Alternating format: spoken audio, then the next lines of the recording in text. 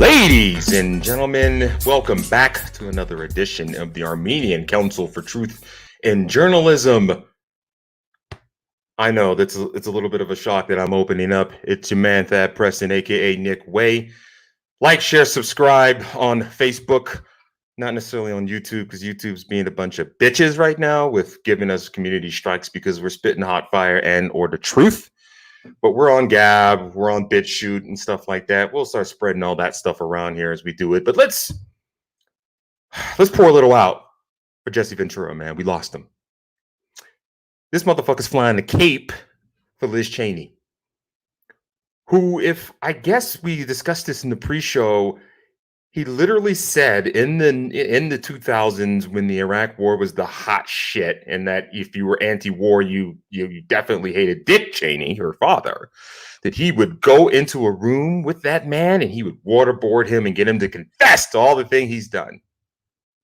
And now, about almost 20 years later, he's flying a cape for his daughter, the Rhino, Republican in name only, who was ousted from party leadership because, look, man, you can hate Donald Trump. You can even kind of stand your ground about the election of 2020. But if you're not necessarily at the same time pushing the agenda of the Republican Party, you, as a person who voted with the former president 90-some% of the time, will get swapped out for someone who only voted for the president 70% of the time. So another Rhino. Congratulations, MAGA. You won. Though we should not punish her for the sins of her father, it does feel good to be like, yo, to oust the bitch, right? Particularly if you were a MAGA lover. Not like myself. Maybe like this guy. She's fantastic, isn't she? Yeah, Jesse Ventura, what a guy. You know, he's always made so much sense over I mean, we don't agree on a whole hell of a lot, particularly me with Jesse Ventura, but I can respect the hell out of the fact that like he was one of the first kind of disruptive politicians. He actually governed Minnesota pretty well. Yeah, he went off the deep end, but he would still kind of bring up some things that were, pretty principled. It's probably all the concussions. Let's be honest. Yeah, well, I mean, I don't know, pour a little out, like I said, for Jesse Ventura and stuff like that. Whatever. And I'm also I'm actually very upset about this whole not Facebook, but this YouTube thing, right? Like, what did ACTJ ever do to YouTube other than spread the truth? Well, I'm just thankful, and I'm not going to point them out necessarily, but we did episodes, almost a year ago, where we said the same things, and we didn't even say it. Actually, we had a guest on, who worked for several alphabet agencies, and I mean, he dropped it like it was hot back then. That was July. And so all of the things that Fauci is lying about. No. Disclaimer. Satire. He's not lying. He's just full of shit. Yeah. Also, and on that note, anybody who's watching, you guys have to understand that it's getting really tedious to continue to dance around these subjects without just saying it like it is. So there's going to come a time in the very near future where we aren't going to be on YouTube anymore. We aren't going to be on Facebook anymore. You're going to have to go find us in the deep, dark dungeon known as Gab, probably. Until they shut the server. Odyssey or BitChute or Rumble or until they shut the server down or whatever.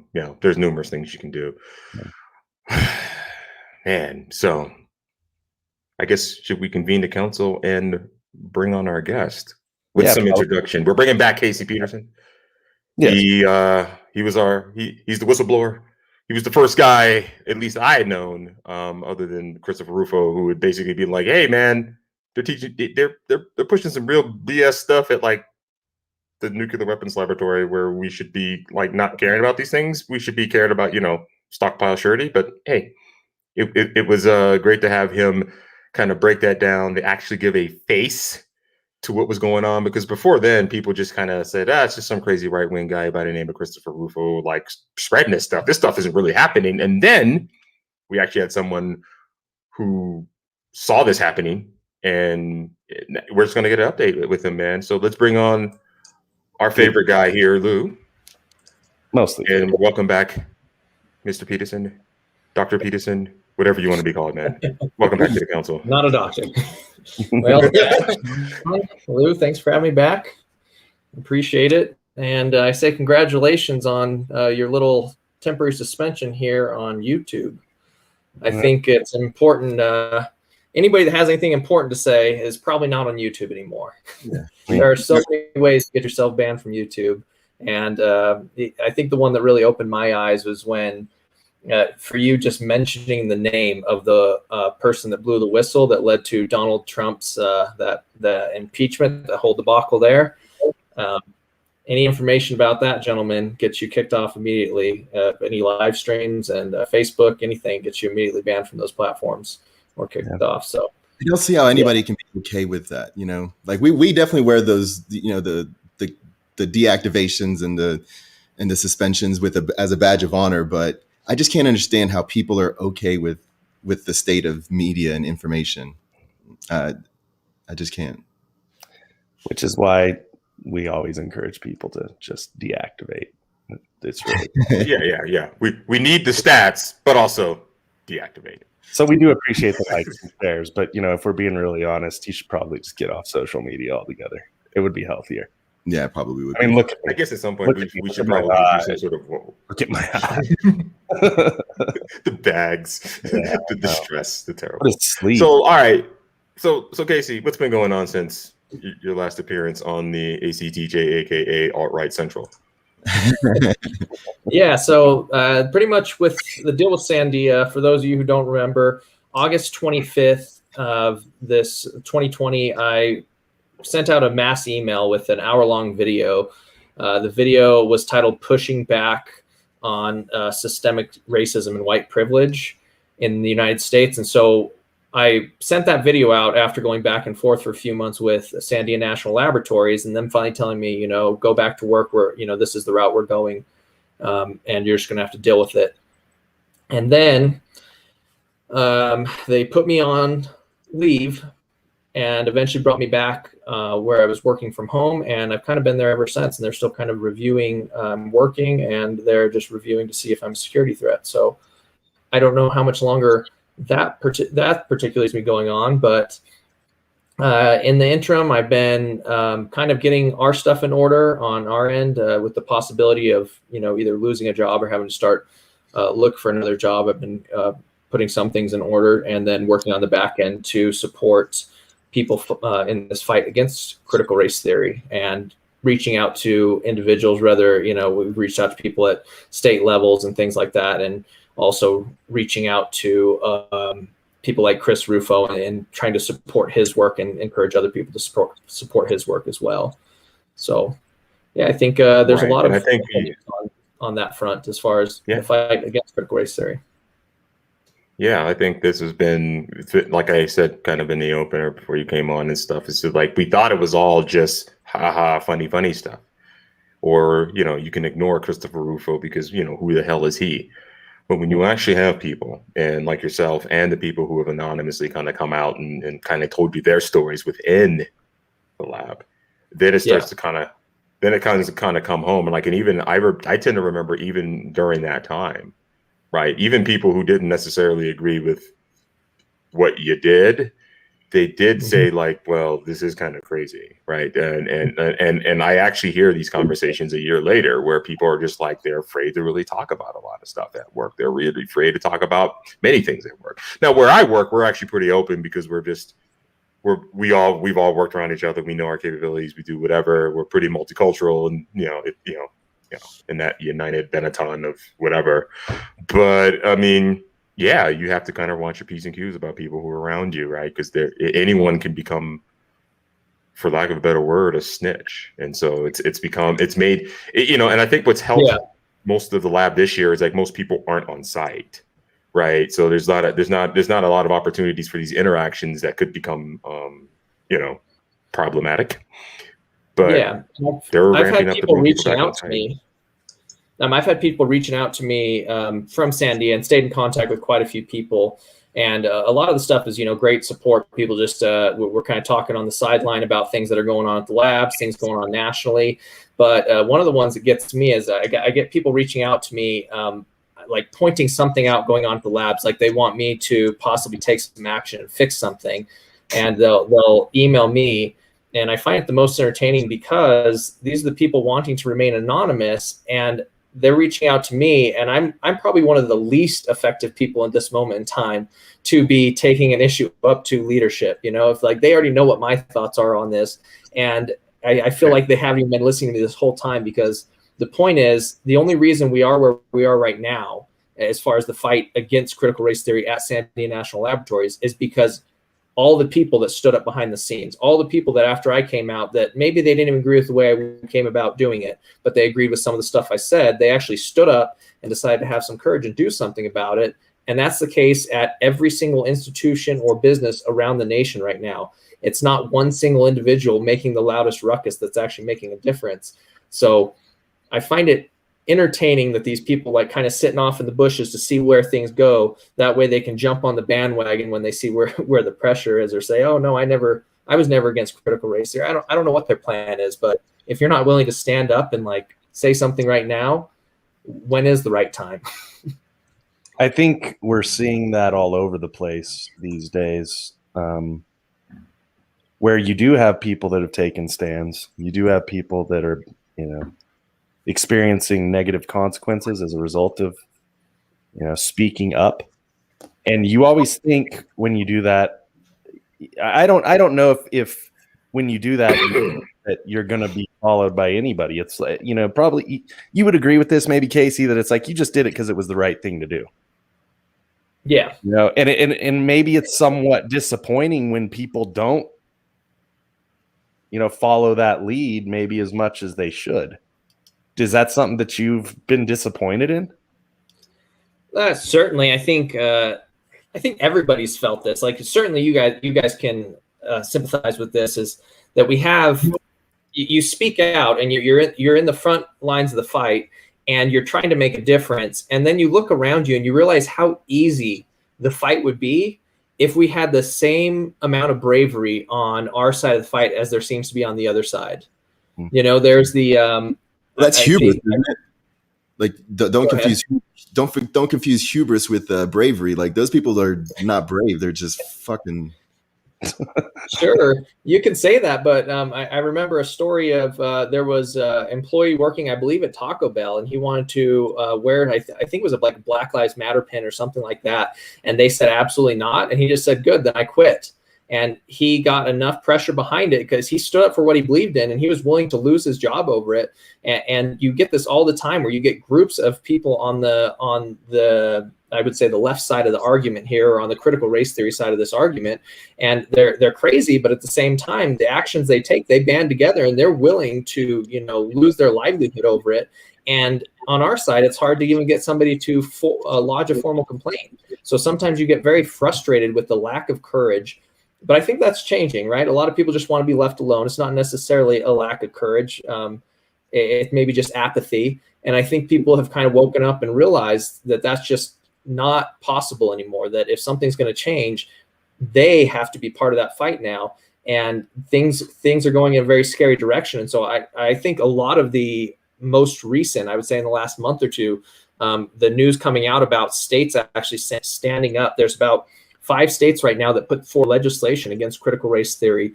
Another almost 10 states actually ban critical race theory in schools. And there's been multiple other states that have come and they have formally spoken out against critical race theory. And that's counter to, I guess there's almost a half dozen states that have officially endorsed it in one form or another. For example, Washington is mandating it in their school systems for teachers.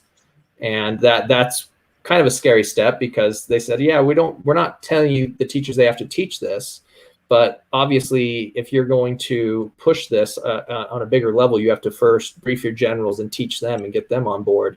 And then those school teachers, when it's time to push that down to the students, they're obviously going to be ready for that. And Virginia, with Governor Blackface Northam there in Virginia, he's pushing critical race theory real hard. So good old yeah, good and bad, but I think overall there's some really promising news coming out against the battle against this ideology. Even the more moderate left is coming out against it because they know how racist and destructive it is. Yeah. Well, then that answers the question I was about to ask. Do you think it's racist?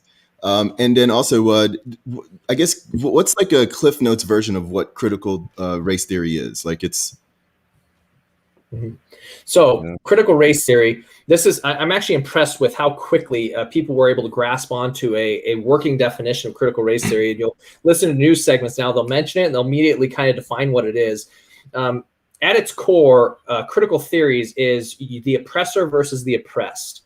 And so you say there's only two groups in society. You have the oppressors and you have the oppressed. Now, when we say critical race theory, it kind of brings in critical gender theories, but all it's saying is that you have whoever is in power or whoever is the most dominant, which it would be represented by probably a white Christian male, right? That is now the oppressor. That is the face of the oppressor, and everybody else is the oppressed. And so you see that every single human interaction is broken down into that category: oppressor versus oppressed, white versus black, male versus female. And that is obviously a very destructive view to have on society. And they say it's actually racist not to view every single human interaction, racist and sexist not to view every interaction that we have through the lens of race and gender. So this ideology is very, very toxic. Yeah, it doesn't seem sustainable. No, and we're seeing that with both the moderate liberals are actually, tuning into it. And then in Texas, you had that school board that went ahead, I believe it was in Texas, they voted out their school council and voted in a new school council because they were trying to push this garbage there. And so you have people standing up and fighting back, and we're getting wins every single day of, Americans that don't want racism reintegrating itself back into American society. We already beat it once. It's not time to take another test at it. So, and I don't know that it's been completely beaten. I mean, we go back and forth on this issue all the time, where you wonder how much of a role it does play in things like police brutality. Obviously, when you go through all of the data that you like to do on your show, it doesn't necessarily support it, but I think it is sometimes hard to argue that it is a factor, especially in some locales. So there's a reason why people are so attracted to this idea that almost victimizes them, and there has to be a certain amount of reality to it. And like you said, it's sad that we want to drag it back in, and we almost want to make our society revolve around this whole idea of racism and injustice again. Yeah, that's it. So I certainly think there's racism, right? Like, that's ridiculous for anyone to deny that racism doesn't exist. It obviously exists. But to say that we have systemic institutional racism alive and well in the United States today in 2021, that just doesn't stand up when you put the facts to it. There is no facts and data that actually support that. I think institutions are more racist than the people. I think most people are not as racist as it's perceived on the news. I think that, racism by definition is institutional in nature. Because you can be prejudiced towards somebody, and that's not racism. Racism is when you have power and you exhibit it through a color. So that's kind of a definition there that might be used by people believing in critical race theory, saying, so at its core, what traditionally, or what I believe, you have true racism is you believing that any race is superior to another race, and that's racism. And then critical race theory likes to bring in institutional power to it, because critical theory says oppressor versus oppressed. So you cannot, in the working definition of racism, you cannot be racist if you are a minority, as if you're a critical race theorist, right? Because you don't have institutional power, right? We've historically not held institutional power, or minorities have not historically held institutional power. I mean, here's the deal, right? Most inner cities in the United States, like a vast majority of their police force are minority, and typically their upper echelons of their command structure are minorities. Yeah. So that kind of puts that myth on its head, particularly pertaining to police brutality, right? Yeah. The oppressor versus critical theory as part of cultural Marxism. Some people don't like using cultural Marxism, but it's typically Marxism by a different definition, or at least a contemporary definition of it, because we're no longer dealing with class, right? Yeah. And so classes, we can no longer rally the people because of class. And I think the true Nazis and fascists of the 30s understood that, based on their experience in World War I, that this class thing isn't going to work. But what will rally a people are a collective. And typically that collective either looks like you or acts like you or participates in the same institutions as you. And this is where I find that, over the last, 100 years, we've kind of slowly migrated to that. And that's ultimately the exploitation of people who use critical race theory to exploit. This is what they're playing off of. It's very tribal and human in nature. I find it gross, but I also understand what it is. This is a slight tangent, but back in the 80s, Louis Farrakhan, who I guess is he may be considered critical race theory, but his thing was like, look, if we aren't going to properly integrate, and it's already had been 30 years by that point, we aren't going to properly integrate. Let's just give us part of this country and we'll just live there. We'll have our own country. We'll have our own shit. That right there, if I extrapolate that's how I feel it should be about the left and the right now. I think the left and the right can no longer live in this country together, race or no race. I think we need to divide this country into maybe three sections. Well, maybe four. When you start talking about drawn lines on a map, that's worked out really well in Israel, hasn't it? Yeah. Whoa, now let's not open that box. Well, they it is a powder keg in a Pandora's box. All this stuff ties together. It's really interesting when you talk about the oppression or the perceived oppression, however you want to view it with what's going on there. This whole idea that you do have, a certain ethnic group that holds all the power, and then they continue to wield that power against the oppressed. Yeah. There is a certain history, like I say, that does support that theory.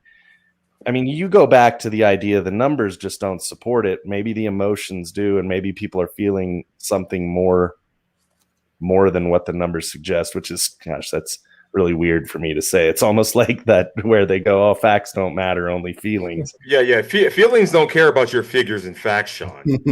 I know. And that's the way things seem to work today. Well, and also interesting in that, also, I just want to say that it's like, not to give Lou too much credit with the banks, but it's like, it does seem like all of these different ideas appear to be very minority friendly. But in the end, it's really a bunch of old white dudes that are calling the shots. Mm-hmm.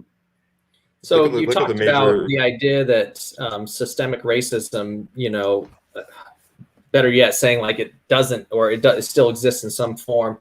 And it is funny because as you dig into this, and I keep making the argument all the time on, my channel and to other people I'm interviewing, I say, it doesn't exist. The data doesn't support it, but the data kind of does support it, and it's coming back in a different form because you have systemic racism is starting to exist. Like if you look at the banking sector, there is certain loan programs and things like that are racist against white individuals. Like you have to have a certain skin color. The government's telling you have to have a certain skin color to get this loan. And you even have farmers suing the federal government right now because that's the case with some of the federal loans, saying you have to be from a socioeconomically disadvantaged group. Essentially, you can't be white to qualify for that loan, and that's obviously wrong. The government dividing us up into race and gender and looking at that's clearly illegal. And a lot of these challenges to critical race theory, critical gender theory is going through the courts right now, and we do have something on track to actually hit the Supreme Court probably by 2022 at the earliest, that we would have it hit the Supreme Court that could settle some of these questions and actually take out critical race theory at the core. But also, when I originally talked about critical race theory, one of the things that got me the most motivated to fight against this inside of our national laboratories and kind of bring it to the public's attention was the fact that they were going after police officers in such a damaging way that it was going to lead to the Ferguson effect again, all over again. And the Ferguson effect, for those of you who don't remember, haven't heard of it, was, the incidences in Ferguson, Missouri, when they the backlash to police and the demoralization of police led to a spike in crime that got labeled the Ferguson effect. And it's kind of controversial. People said, no, it was all sorts of other factors that led to this rise in crime and, spike in violent crimes. And exactly what I said would be happening in my video in August has happened across the United States and continues to happen. And the reason we know it's because of this anti-police, defund the police movement, this spike in crime, is because the places that are seeing these spikes in crime are the places that are seeing the most unrest, the most violence against the police, the most protests against the police. And so you're seeing the largest spikes in crime. And the people that aren't feeling this are the rich elites or the individuals that were pushing this, or even the people at our laboratories that, live up in northeastern Albuquerque. They haven't seen any spike in crime. So they're not the people that are hurt by this vicious ideology. Yeah, well, the whole thing seems very petulant. It's petulant to me. It's kind of like, it's almost childish. It's almost like now that we have institutional power, or at the very least, we have the strings of institutional power by form of useful, in my opinion, white idiots who run these institutions. Now we are going to inflict punishment on those who we have historically thought or historically attributed to, putting a boot on the neck of black folk, brown folk. They're adding all the colors in the rainbow now. Asians were there for a little bit because they were useful, but now they're not. And so it's all standard, gross, and I don't like it. But isn't it standard modus operandi for the government to play favorites? I mean, like there's literally something called no bid contracts. Like they play favorites all the time. Okay, now they're introducing race, but isn't it funny that we're arguing about the government's when it's against us, when it's just the people? It's never the top echelon when we're like, hey, that's unfair. We never point to the people that are truly unfair. It's always like, hey, in New Mexico, they want to let people that were disenfranchised by, this race, this jailing black people or Hispanic people. We want to give them a first shot at the cannabis thing. It seems good in nature, and I know it's detrimental to the principalities of it all, but they play favorites all the time. Why are we bitching about this one and not the ones that actually affect things? Yeah. This is true. So I think I want to hear this one's a little more fundamental. I guess I agree with you. Obviously, you're talking more, I would say, class warfare. And when you actually dig into critical race theory, it's entertaining because when you dig down into it, you find out it's not a racial issue. You have disparities that exist within these different statistics and this different data that comes out, and you have disparities between the racial groups, and that's undeniable. But when you actually ask the question, why does it exist? You find out a lot of it is because of these class-based disparities. It's class-based, and it's kind of locked into the system. You have a very corrupt system, and there's a lot of really good points brought up by people pitching critical race theory, but they are drawing the wrong conclusions, right? They're saying here's a really bad problem, and then you agree with the problem. You can't deny the problem, like spike in crime or higher crime rates, more black individuals, Latino individuals in prison.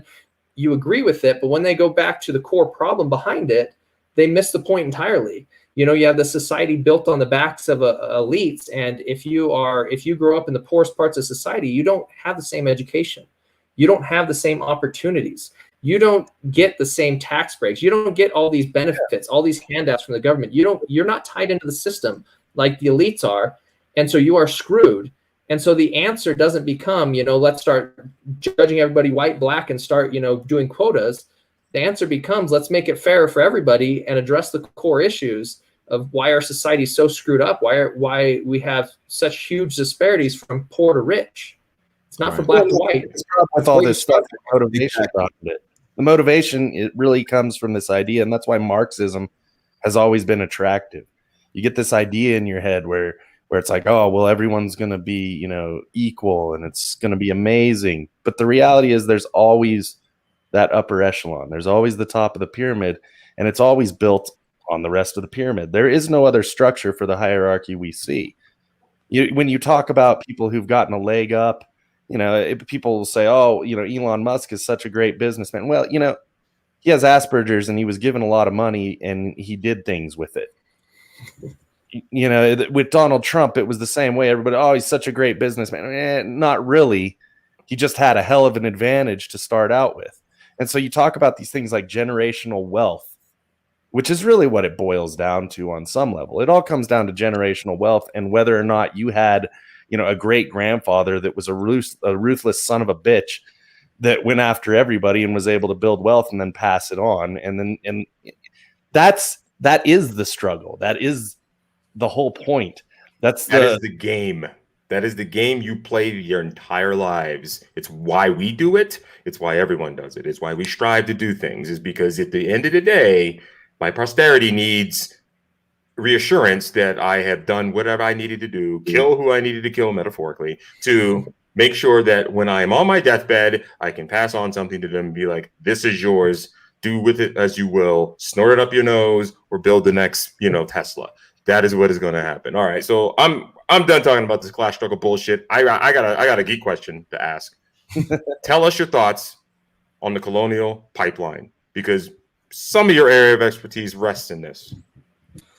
So I think I find it interesting that this all this stuff seems to be coming to a head all at once. It's almost like every crisis you can imagine is just coming to a head right now. And this pipeline hack, it's almost predictable, I guess, in a way, saying like, yes, obviously we're going to see more of this moving into, you know, the 2020s. We're going to see more warfare at this level. And I kind of think that we're already in a world war, you know, if you want to call it a Cold War or whatever you would like to call it. But the fact is, these attacks are happening more and more often. And you look at the kind of disruption this is having to our economy and the type of disruption that it's going to have for probably the upcoming, at least the next 12 months with the fuel supply and everything else. And you're just wondering why we haven't taken the actions. It's very difficult to protect these assets, but at the same time, it's also predictable that these type of attacks are going to happen. We've also predicted that attacks on our power grid are going to happen, and I wouldn't be surprised to see those unfold over the next few years. And so you ask yourself the question, why haven't we already taken the actions to secure these different pieces of infrastructure? But the government, you know, they don't actually do anything until it becomes a crisis. Mm-hmm. And obviously being why do we even have these agencies? Yeah, that's exactly what they want. They want it to fall below, you know, their usefulness, so they can hang it over our heads like, hey, we're gonna fix this. We're gonna fix this. We just need a little bit more power. I just need a little bit more power. Trust me. We're hooked into this this security apparatus a little more closely. I guess Thaddeus and I and hear a little bit more, but I think there's a misconception by a lot of individuals on the outside that this kind of bridges over into the national security, into the hacking of this system. But I guess something you'll hear a lot from people is like, you know, talk about your cellular devices, for example, and they'll say, oh, everyone has a cellular device. You know, obviously we're all tracked and by the government and everything like that. And the fact is, it's not true. Everybody knows it's not true. It's a lot of these things are very difficult. And by this lie continuing to get perpetuated, you kind of people become apathetic and complacent towards their own privacy and security. And they think, oh, there's just no way. I think it's very likely that in the future, in the upcoming, you know, decades, we will see, you know, devices and different things that are completely secure, you know, for all intents and purposes, completely secure. It's impossible to patch everything. But our security today is better than it was decades ago. And individual personal security for people, you know, just being a little bit careful is going to be much, much better decades from now. And so some of these practices that are going into just our cellular devices, if you look at the type of improvements in security that we've had over the past decade, we need to also be focusing those on things like our infrastructure, which is actually much more vulnerable because it doesn't have so many users. You have very few users controlling the power grid. That means you have a lot less people testing that power grid. And that means when a nation state wants to go ahead and attack a power grid or to attack, you know, a pipeline or whatever it may be, it means you're more than likely have some holes laying around that you didn't know were there because you haven't had as many people hammering at that system. Casey, Yeah, that's true. what part of the pipeline system is hackable? Is it the part that that regulates the flows or the directions? Like Yeah, the control system. It's the control systems. It's So the network every control one of these system. systems is going to have a central authority that all this comes to, right? Your central hub, your central database, your servers, everything, all the information has to come in. They have to take everybody's bids of where all the fuel's going, how much they're paying, which switches get thrown here, who's putting fuel in, where it's going out. And that's where you're vulnerable, because all of that is hooked up to your network. That's the internet. And even if that network is private in a way, it's not perfectly secure. It can't be. There's no way. And that's the same thing with your power grids. They're trying to make power grids smart. And so as you do that, smart power grid means all the data comes to a central area and you make decisions with it. And same thing goes for it. It's power in, power out, how much is getting charged, which lines it's going on, which switches are getting flipped. So yeah, that's like why so the hardware stuff, the actual hardware stuff that's actually controlling and monitoring levels, pressures, and all that stuff. I'm pretty sure that's pretty dumb. But in order to actuate and control that stuff, and to then take that data and to do what you said, the bid ask, moving formula, moving stuff out and in and stuff like that. Yeah, that is networked, and they want it more networked because you get the Internet of Things. One company, it's the economy of scale. You need to know because you have a lot of refineries dumping in to this pipeline. And they're just kind of moving this stuff back and forth. And there's levels of control systems that the question was you have to maintain for this. Recently, the question was asked. It's actually been asked on multiple news outlets yesterday, today. They're saying, can't this be manually controlled? Can't they just go and start flipping switches and things like that? The answer is yes. Of course they could. You could send people out, have people manually move this, that. But there's no manpower for that. There's no manpower for that. You're not. There's no manpower and there's no expertise to do that anymore. You have to be able to measure all this stuff. You have to be able to record it. They don't have the backup system in place to say, okay, we gave this much fuel to this individual. We need this much fuel in. These pressures, the whole system they built on, they didn't have the resiliency built up to plan for that. They didn't have the backup built up. And that's part of what I'm talking about when I say we aren't prepared for these type of attacks on our infrastructure. It's not saying we won't be attacked. It's not saying we put up that brick wall that's so magical that just is perfect security. Security is difficult. You have to patch every single hole. An attack is easy. You have to find one single hole. So on the flip side, you need to build up the backup system that's sitting there ready to go, because you know we are going to be hacked. You know that we are going to be vulnerable, that we're going to be in pain, that we're going to be having people die because we dropped electricity to critical areas that needed it, like hospitals. So we need to have those individuals in place to go manually flip the switches. We need to have the ledgers on backup systems that we can quickly transition to and go to our emergency contingency. That is what makes us resilient as a country. And that's what we're so sorely lacking. It's just a complete lack of foresight on our government's part. Complete and total failure. Would the government using something like a dark net, like their own dark net, like their own, not Silk Road, but their own dark net to then do all of these, internet type things for these control systems? Is that even a possibility? I mean, is that something that would help? So they're gonna, no matter what you do, you could put some of these systems, slowly transition them over to an independent internet system that never touches the main internet. Right. That's very difficult and expensive to do.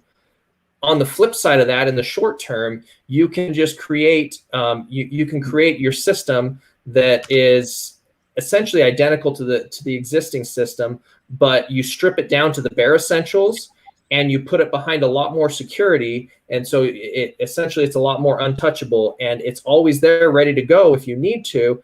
And it's always mirroring the important data from your other system. But the minute you need to go out and launch your backup system to keep things chugging along and, keep people alive, whatever it may be, you're able to do that quickly.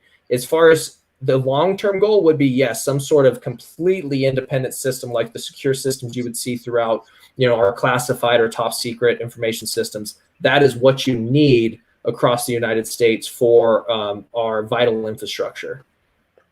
But part of the downside to that is you lose the, you lose the value of the overall network or the system itself if you can't share data, collect data, act on data, and then build into your system not necessarily resiliency, but like the ability to basically capitalize off of more than just the physical infrastructure. You miss out on all the other value add services, and it makes it very hard to amortize that over time. If you're building a massive pipeline, let's say you were building a parallel pipeline that's going to compete with this particular pipeline, part of the value proposition long term is I need to build a better pipeline that can grab that data, and part of the value add to that data is being able to connect to other data sources. So I guess my thing is from a data engineering perspective, you can do that, but like then it's a very, very expensive backup that you can't derive any value from, or even if it's not a backup, it's just a parallel system that's competing with the other system. Yeah, I don't have as much value add as the other system that can provide all kinds of data and hook into other data sources. So I think it's a catch-22 by trying to completely isolate the thing, because you actually decrease its monetary value long term if you can't interconnect it with other systems. Well, okay. Yeah, I think partitioning might be a better word for it, because you're essentially like, any good company has their more secure side or their less secure high side, low side, like we like to say, and partitioning that data and making sure you have that air gap there where, yes, you're going to get data from a bunch of sensors. They're just going to go over the main internet. But when it comes to flipping a switch or critical data, user information, things like that, as far as like personally identifiable information from your users on a pipeline or whatever it might be, you have to have that separated into a separate area that can't be accessed. And so this is obviously, like a rough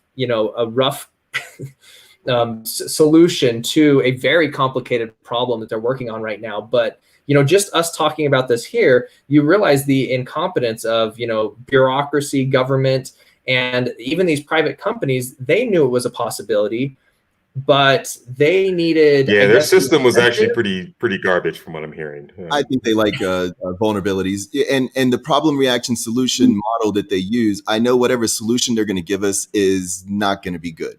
And so to go further down the line, what is the actual solution? Like, what should I be championing as the solution to this issue? I think the pipeline issue is kind of, at this point, it's going to be solving itself, because what it takes for private companies to solve something is you have either A, you have to have government intervention of some sort, regulations, oversight, and incentives. And then B, the most important thing, or the most incentivizing, is the dollar. And this company running this pipeline is losing a ridiculous amount of money to this attack. And every single pipeline across the country and every other bit of infrastructures, they're taking note of this. And I guarantee they're now waking up saying, okay, we've now gotten to a point we can't ignore this. And we need to make the investment in critical infrastructure of our business to ensure this cannot happen to us. And so, go ahead. Well, I was just going to say, if all else fails at that point, you got to talk about the human element. I'm reminded of, Bill Richardson during all of the leaks out of the labs in his tenure, and he would talk about, well, we didn't factor in the human element. Well, and then through all this, I'm just giggling because we're talking about solutions. And then Gretchen Whitmer will just be like, nope, shut it down. And if you don't, I'm taking all your money. Yeah, that was it just, the timing, it's bizarre to me with all of it, and I know we all put on our tinfoil hats at that point, and you're going, well, what the hell's really going on? But I think something that needs to be understood is we are at war. And I don't think the United States really has an idea of who all those enemies are, really. It's not something that's defined because it's happening within our own institutions. It's happening within our own intelligence agencies, and all these different people. They're really at each other's throats at this point, and they're trying to throw the other side out, and they'll do it by any means necessary. Especially when people start throwing around the words like treason. When those words get thrown around, it has consequences. Yeah. I mean, nobody wants to be convicted of treason because you will get executed. So if you are committing treason, what will you do to defend yourself in that situation? And that's what's scary about all of this, is that I don't think it's simply outside foreign actors anymore. Right. The idea in a capitalistic country that there's some companies that are too big to fail. I think what's happened is that Sean was saying earlier how attractive Marxism is, and it's only attractive when you have crony capitalism, like altruistic capitalism or old school capitalism or laissez-faire. That's something different. That's like, there's no regulations. It's you have to have good product. You have to consistently put out, and you get taken over if somebody comes up with something better. But now we have this totally different style of capitalism where the only thing is something like a Marxism, where it's a collectivism, because that's, to what the problem is now, that's the only thing that seems like a real solution. But the actual solution to all of this nonsense is real capitalism, where if they fail, there's other people that are lined up and they're going to use another company. But now with all these regulations and restrictions, there's like two companies that compete with each other. And it's just, I think that's where our real problem is when it comes to infrastructure and when it comes to everything, I think. So blame the banks. Yeah, you mentioned Gretchen Whitmer and saying shut it all down. And for those who haven't been paying attention, she just came out, I think today or yesterday, and said, essentially shut down an oil line coming through her state, as if gas prices weren't already going up enough. She shut it down due to concerns that there could be a leak or something, even though there hasn't been a leak on that pipeline for the whole history. So you look at this and what's happening with, I guess, the Democrats, they're in power right now, what's happening across the country, you almost feel like they are stoking the fire and like making all these crises worse. And it's like, why would you shut down a pipeline now out of all times? You already have, gas prices going up, skyrocketing around the nation and becoming at crisis levels. And now you're just adding fuel to the fire. But anyways, Lou, with that's the world we live in. And it's gotten ridiculous at this point. It's kind of beyond understanding or logic to sit there and say that there isn't a plan, that they aren't working on something, that they aren't trying to destabilize this entire country and the world. It's hard not to be pessimistic. Well, look, it's like a joke. We say, I guess people are coincidence theorists. Mm-hmm. That's my line. Thanks for coming on. We always appreciate you. Thad's over there saying it's time to wrap, guys. So everybody go check out his channel. It's Data Driven Conclusions. And he definitely puts it out there. And, oh yeah, yeah.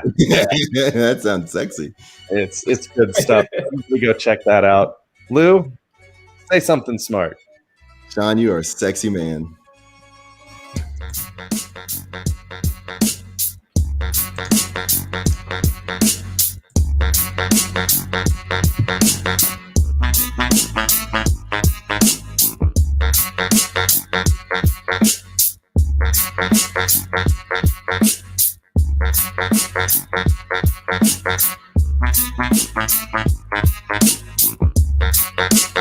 The real fun thing about all this is the flyer.